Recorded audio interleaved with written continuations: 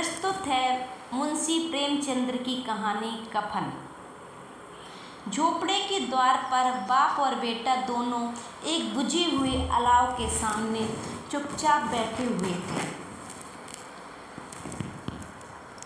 और अंदर बेटे की जवान बीबी बुधिया प्रसव वेदना में पछाड़ खा रही थी। रह रहकर उसके मुंह से ऐसी दिल हिला देने वाली आवाज़ निकलती थी कि दोनों कलेजा थाम लेते। जाड़ों की रात थी, प्रकृति सन्नाटे में डूबी हुई, सारा गांव अंधकार में लय हो गया था। घीसू ने कहा, मालूम होता है बचेगी नहीं, सारा दिन दौड़ते हो गया, जा देख तो आ।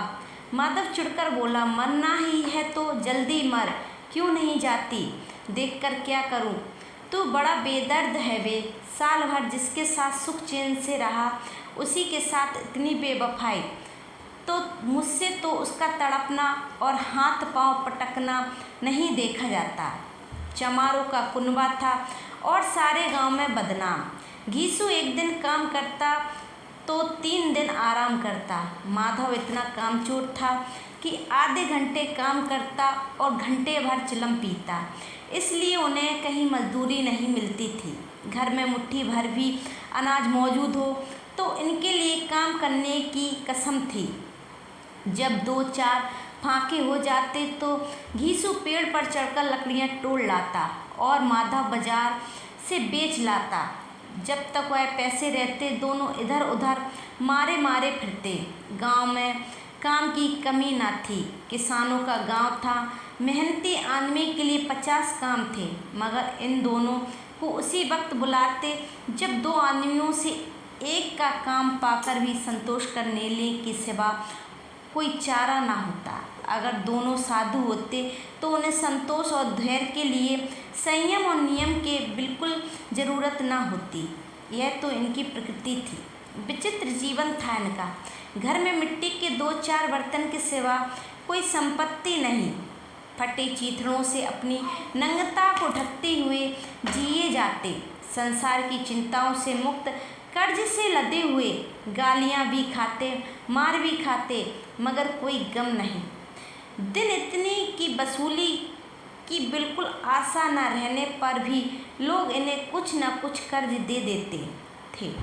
मटर आलू की फसल में दूसरों के खेतों में मटर या आलू उखाड़ लाते, भून भान कर खा लेते या 10-5 ऊबड़ खाबड़ लाते और रात को चूसते।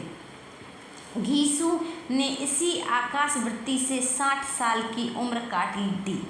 माधव भी सपूत बेटे की तरह बाप के ही पद चिन्हों पर चल रहा था, बल्कि उसका नाम और भी उजागर कर रहा था। इस वक्त भी दोनों अगलाव के सामने बैठकर आलू भून रहे थे, जो किसी खेत में से खोद कर लाए थे। घीसू की स्त्री का तो बहुत दिन हुए देहांत हो गया था। माधव का ब्याह पिछले साल हुआ था। जब से यह औरत आई थी उसने इस खानदान में व्यवस्था की नींव डाली थी और इन दोनों बेगैरतों का दोजख भरती रहती थी। जब से वह आई यह दोनों और भी आराम तलब हो गए, बल्कि कुछ अकड़ने भी लगे थे।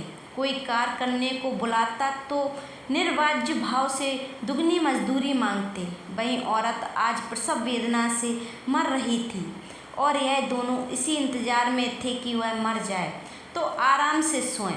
घीसू ने आलू निकाल कर छीलते हुए कहा, जाकर देख तो क्या दशा है उसकी, चुड़ैल का प्रसाद होगा और क्या, यहाँ तो ओझा भी 1 रुपया मांगता है। माधव को भय था कि वह कोठरी में गया तो घीसू आलू का बड़ा भाग साफ कर देगा। बोला, मुझे वहाँ जाते डर लगता है। डर किस बात का, मैं तो यहाँ हूँ ही, तो तुम ही जाकर देखो ना। तेरी औरत जब मरी थी तो मैं 3 दिन तक उसके पास से हिला तक नहीं, और फिर उससे लज्जाएगी नहीं। जिसका कभी मुंह नहीं देखा आज उसका उखड़ा हुआ बदन देखूं, उसे तन की सुध भी ना होगी। मुझे देख लेगी तो खुलकर हाथ पैर भी ना पटक सकेगी। मैं सोचता हूँ कोई बाल बच्चा हुआ तो क्या होगा, सौंठ गुड़ तेल कुछ भी तो नहीं है घर में, सब कुछ आ जाएगा भगवान दे दे तो। जो लोग अभी एक पैसा नहीं दे रहे हैं वे ही कल बुलाकर रुपया देंगे।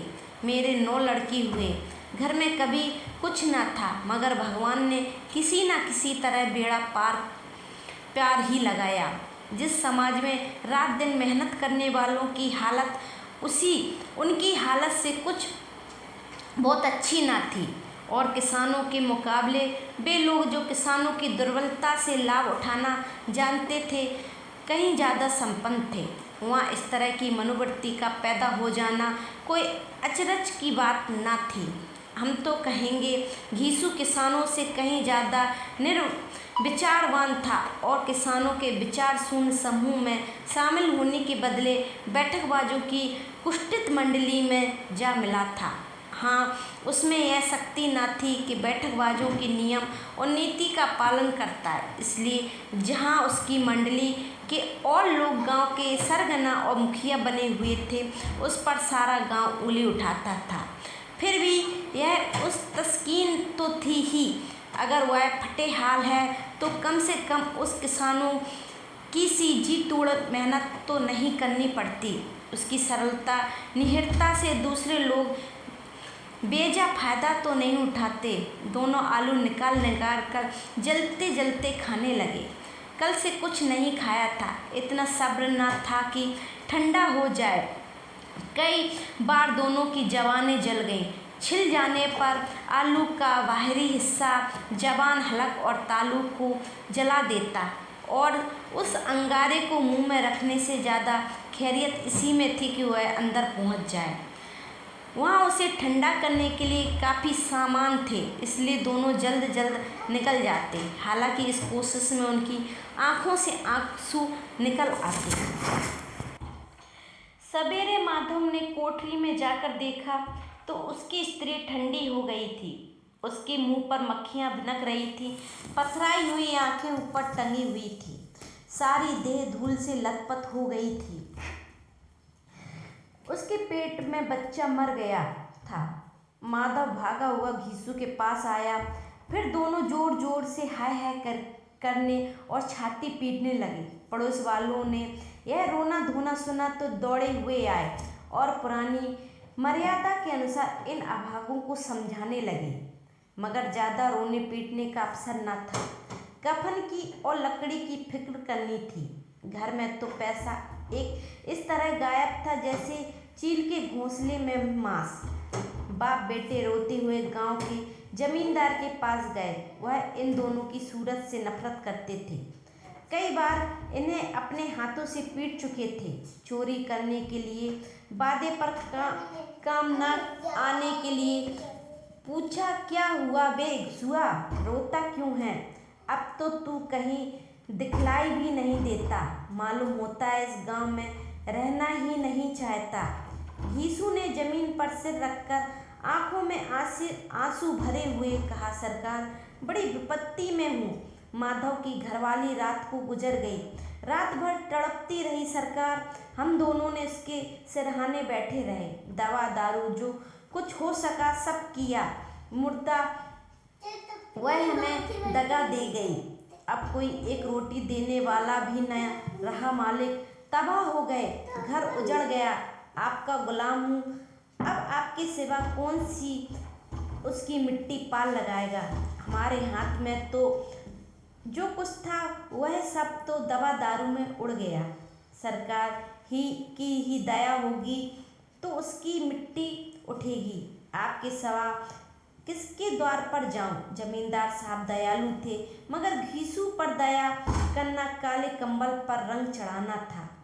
जी में तो आया कह दे चल दूर हो यहाँ से, यूँ तो बुलाने से भी नहीं आता। आज जब गरज पड़ी तो आकर खुशामद कर रहा है। हरामखोर कहीं का बदमाश, लेकिन यह क्रोध या दंड देने का अवसर न था। जी में कुटते हुए 2 रुपए निकालकर फेंक दिए, मगर सांत्वना का एक शब्द भी मुंह से न निकला। उसकी तरफ ताका तक नहीं, जैसे सिर का बोझ उतारा हो। जब जमींदार साहब ने 2 रुपए दिए तो गांव के बनिए महाजनों को इनकार का साहस कैसे होता। घीसू जमींदार के नाम का ढिंढोरा भी पीटना जानता था। किसी ने 2 आने दिए, किसी ने 4 आने।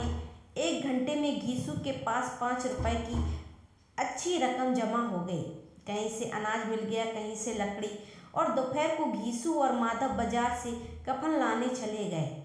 इधर लोग बांस काटने लगे। गांव के नर्म दिल स्त्रियां आकर लाश देखती थीं और उसकी बेकसी पर 2 बूंद आंसू गिराकर चली जाती थीं। बाजार में पहुंचकर घीसू बोला, लकड़ी तो उसे जलाने भर को मिल गई है क्यों माधव? माधव बोला, हाँ लकड़ी तो बहुत है, अब कफन चाहिए तो चलो कोई हल्का सा कफन ले लें। हाँ और क्या, लाश उठते उठते रात हो जाएगी। रात को कफन कौन देखता है? कैसा बुरा रिवाज है, जिसे जीते जी तन ढांकने को चीथड़ा भी ना मिले, उसके मरने पर नया कफन चाहिए। उसे मरने पर कफन चाहिए। कफन लाश के साथ जल ही तो जाता है और क्या रखा रहता है। यही 5 रुपए पहले मिलते तो कुछ दवा दारू कर लेते। दोनों एक दूसरे की मन की बात ताड़ रहे थे। बाजार में इधर उधर घूमते रहे। कभी इस बाजार की दुकान पर गए, कभी उसकी दुकान पर। तरह तरह के कपड़े, रेशमी और सूती देखे, मगर कुछ जचा नहीं। यहाँ तक कि शाम हो गई, तब दोनों न जाने किस देवी प्रेरणा से एक मधुशाला के सामने जा पहुँचे और जैसे ही किसी पूर्व निश्चित व्यवस्था से अंदर चले गए। वहाँ जरा देर तक दोनों असमंजस में खड़े रहे। फिर घीसू ने गद्दी के सामने जाकर कहा, साहू जी, एक बोतल हमें भी देना।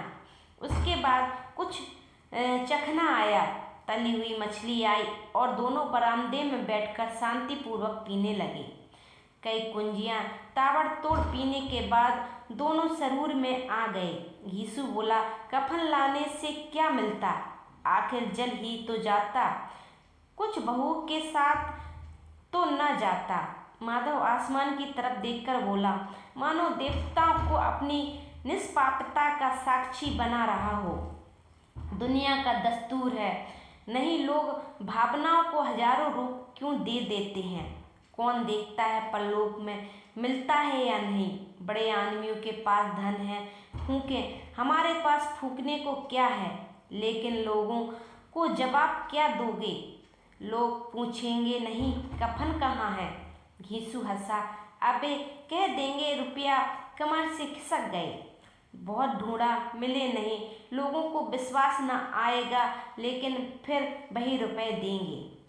माधव भी हंसा इस अक्षिपित सौभाग्य पर, बोला, बड़ी अच्छी थी बेचारी, मरी तो खूब खिला पिलाकर, आधी बोतल से ज़्यादा उड़ गई। घीसू ने 2 सेर पूड़ियाँ मांगी, चटनी, अचार, कलेंजियाँ। शराब खाने के सामने ही दुकान थी। माधव लपक कर दोनों पतलों में सामने ले आया। पूरा 1.5 रुपया खर्च हो गया, सिर्फ थोड़े से पैसे बचे रहे। दोनों इस वक्त इस शान में बैठे पूड़ियाँ खा रहे थे जैसे जंगल में कोई शेर अपना शिकार उड़ा रहा हो। न जवाबदेही, न खौफ था, न बदनामी की फिक्र। इन सब भावनाओं को उन्होंने बहुत पहले ही जीत लिया था। घीसू दार्शनिक भाव से बोला, हमारी आत्मा प्रसन्न हो रही है तो क्या उसे पुण्य ना होगा? माधव ने श्रद्धा से सिर झुकाकर तस्दीक की, जरूर से जरूर होगा। भगवान तुम अंतर्यामी हो, उसे बैकुंठ ले जाना। हम दोनों हृदय से आशीर्वाद दे रहे हैं।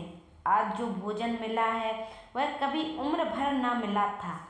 एक क्षण के बाद माधव के मन में एक शंका जागी। बोला, क्यों ना दादा, हम लोग भी एक एक दिन वहाँ जाएंगे ही।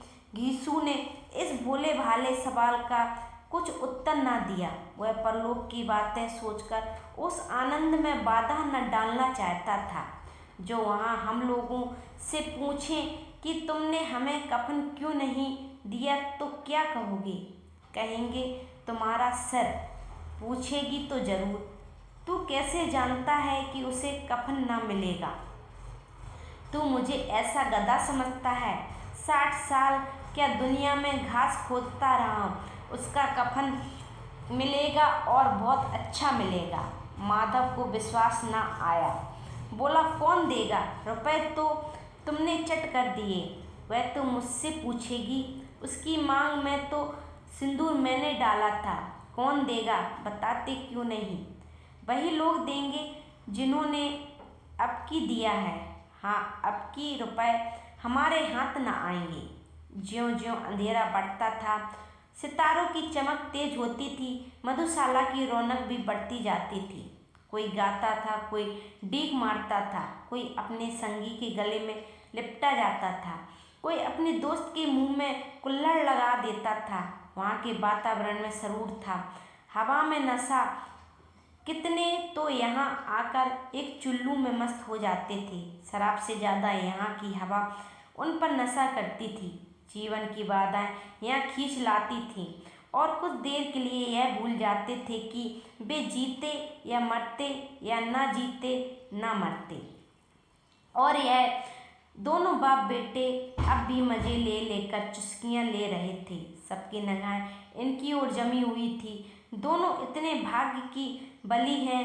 पूरी बोतल बीच में भर पेट खाकर माधव ने बची हुई पूड़ियों का पत्तल उठाकर एक भिखारी को दे दिया, जो खड़ा इनकी ओर भूखी आंखों से देख रहा था और देने के गौरव, आनंद, उल्लास का अपने जीवन में पहली बार अनुभव किया। घीसू ने कहा, ले जा, खूब खा और आशीर्वाद दे। जिसकी कमाई है वह तो मर गई, मगर तेरा आशीर्वाद उसे जरूर पहुँचेगा। रोए रोए से आशीर्वाद दो, बड़ी गाड़ी कमाई के पैसे हैं। माधव ने फिर आसमान की तरफ देखकर कहा, वह बैकुंठ में जाएगी दादा, बैकुंठ की रानी बनेगी। घीसू खड़ा हो गया और जैसे उल्लास की लहरों में तैरता हुआ बोला, हाँ बेटा, बैकुंठ जाएगी। किसी को सताया नहीं, किसी को दबाया नहीं, मरते मरते हमारी जिंदगी की सबसे बड़ी लालसा पूरी कर गई।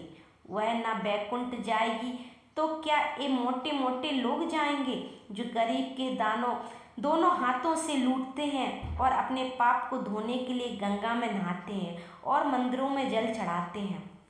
श्रद्धालुता का यह रंग तुरंत ही बदल गया। अस्थिरता नशे की खासियत है। दुख और निराशा का दौरा हुआ। माधव बोला, मगर दादा, बेचारी ने जिंदगी में बड़ा दुख भोगा, कितना दुख झेलकर मरी। वह आंखों पर हाथ रखकर रोने लगा। चीखें मार मार कर घीसू ने समझाया, क्यों रोता है बेटा?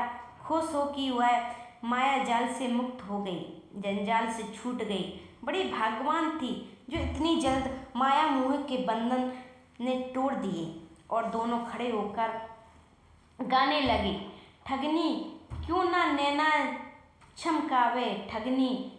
पियक्कड़ों की आंखें इनकी ओर लगी हुई थीं और यह दोनों अपनी दिल में मस्त गाए जाते थे। फिर दोनों नाचने लगे,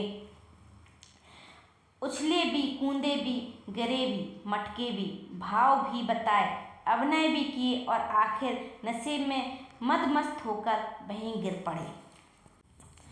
धन्यवाद दोस्तों। कहानी अगर आपको अच्छी लगी हो तो कृपया इसे लाइक सब्सक्राइब ज़रूर करें और कहानी में कुछ सुधार करना हो तो कमेंट करके हमें ज़रूर बताएं।